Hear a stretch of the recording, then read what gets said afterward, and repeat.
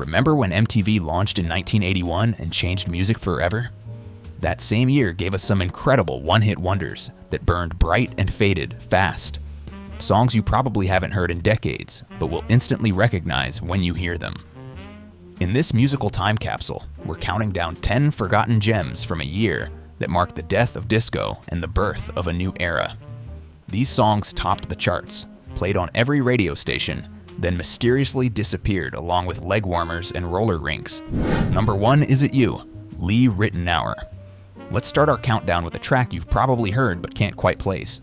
Remember that impossibly smooth jazz pop hit from 1981 with the dreamlike saxophone and gentle vocals?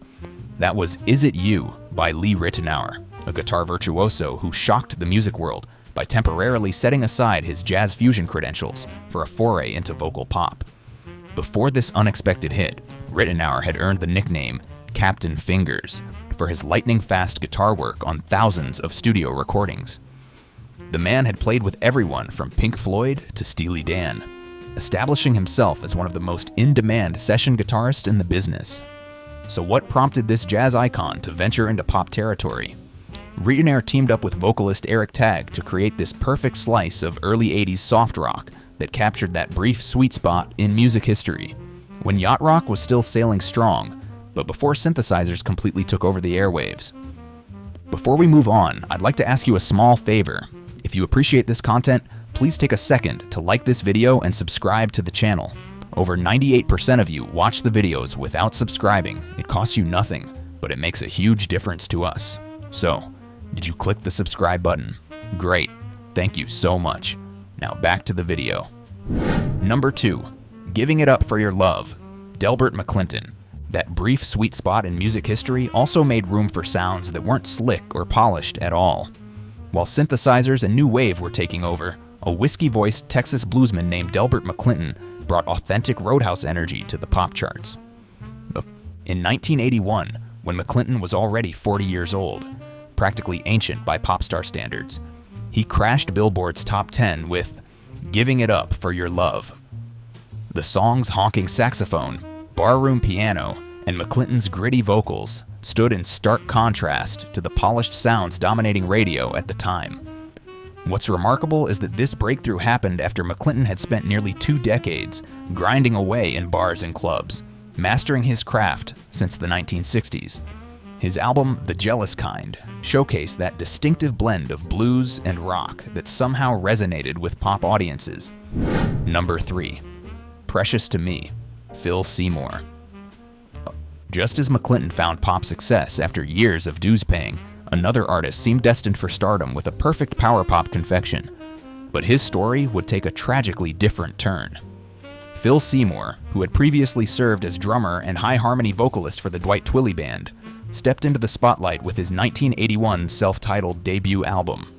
Working with producer Richard Polidor, who had crafted hits for Three Dog Night, Seymour delivered Precious to Me, a jangly, harmony-rich earworm that climbed to number 22 on the Billboard charts that spring. The song's bright guitars and lovesick lyrics about the pain of being left behind connected with listeners nationwide. With his good looks, stellar voice, and songwriting talents, Seymour seemed positioned for a brilliant career. Sadly, lymphoma struck in 1982, and Seymour passed away in 1993 at just 41 years old, leaving this single perfect pop gem as his enduring legacy. Number 4, Don't Give It Up, Robbie Patton. From one tragic musical story to something completely different. Have you ever experienced musical déjà vu? In 1981, thousands of radio listeners reached for their dials when Robbie Patton's Don't Give It Up played, convinced they were hearing a new Elton John single. This wasn't coincidence, but deliberate design. Patton wasn't just influenced by Elton. He was discovered by the piano legend himself and signed to Rocket Records, Elton's personal label. The connection ran deeper than superficial style, with Elton's actual band members performing on Patton's self-titled album. This piano-driven ballad with its warm orchestration and earnest vocals fit perfectly into 1981's radio landscape. The song climbed to number 26 on Billboard's Hot 100 and soared to number 4 on adult contemporary stations. But being the guy who sounds like Elton John proved both blessing and curse. the music industry was shifting dramatically, with MTV beginning to prioritize unique visual identities over sound-alike artists. Number 5. Don't Stop the Music, Yarbrough and Peoples. As the musical landscape reshaping the charts in 1981, few noticed an electrifying Dallas duo proving people never actually stopped dancing, despite disco's supposed death. Calvin Yarbrough and Elisa Peoples shared a remarkable connection that began in childhood, studying with the same piano teacher and singing together in their neighborhood church choir before eventually joining forces professionally. Their breakthrough hit, Don't Stop the Music, dominated the R&B charts for 5 consecutive weeks, while crossing over to number 19 on the Hot 100. What made the track special? That infectious Roland CR-78 drum machine sound that producer Lonnie Simmons incorporated gave their music a fresh sonic signature, perfectly positioned between eras. The childhood choir partners turned real-life couple brought undeniable energy to their performances. Despite releasing multiple albums throughout the decade, they never recaptured that magical moment when their sound served as the perfect bridge between disco's sunset and the electronic revolution just around the corner. Number 6. Sausalito Summer Night, Diesel. As the musical landscape of 1981 continued shifting, a fascinating anomaly appeared on American radio. While domestic artists were redefining their sound, a Dutch rock band convinced listeners they understood California's coastal magic without ever having seen it firsthand. Diesel had already conquered European airwaves when their evocative road trip anthem, Sausalito Summer Night, made its way to America through Regency Records, a small, independent label willing to take chances on international sounds. The song's vivid descriptions of Highway 101, San Francisco's city lights, and California's coastal beauty resonated with listeners, despite being written by musicians who'd never actually experienced the journey themselves. By October 1981, this geographical paradox had climbed to number 25 on Billboard's Hot 100 and even topped Canadian charts.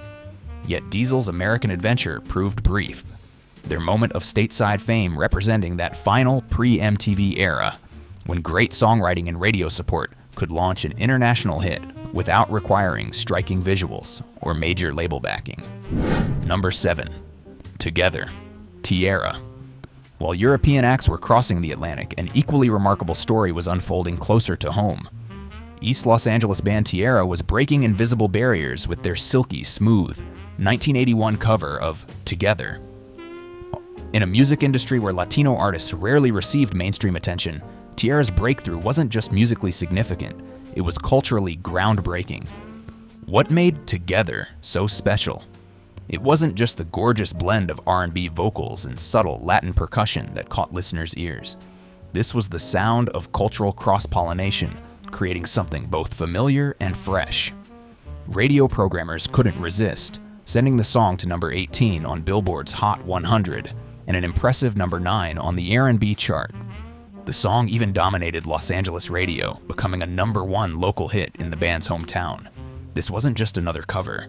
It was a declaration that Latino musicians belonged on mainstream airwaves. Number 8.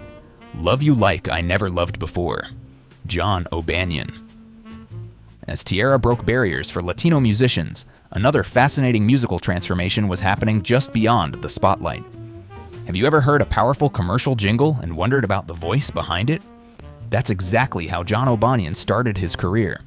The golden voice selling everything from fast food to soft drinks before making an unexpected leap to center stage. After years perfecting his craft in recording studios, O'Banion finally stepped into the limelight with Love You Like I Never Loved Before. The dramatic ballad showcased his exceptional vocal range against lush string arrangements, exactly the kind of emotional crescendos that defined adult contemporary radio in the early 80s. Working with producer Jay Graydon, whose credentials included Manhattan Transfer and Al Jarreau, O'Banion created a polished sound that connected deeply with listeners. Number 9. My Girl, Gone, Gone, Gone, Chilliwack. While John O'Banion was climbing the adult contemporary charts, a Canadian rock band was experiencing one of music history's strangest paradoxes, being both established veterans and one-hit wonders simultaneously. Chilliwack had been rock royalty in Canada since the early 1970s, with hits like Crazy Talk and Fly at Night, making them household names north of the border. Their 1981 album, Wanna Be a Star, finally delivered on its ambitious title when My Girl, Gone, Gone, Gone crossed the border, reaching number 22 on the Billboard Hot 100.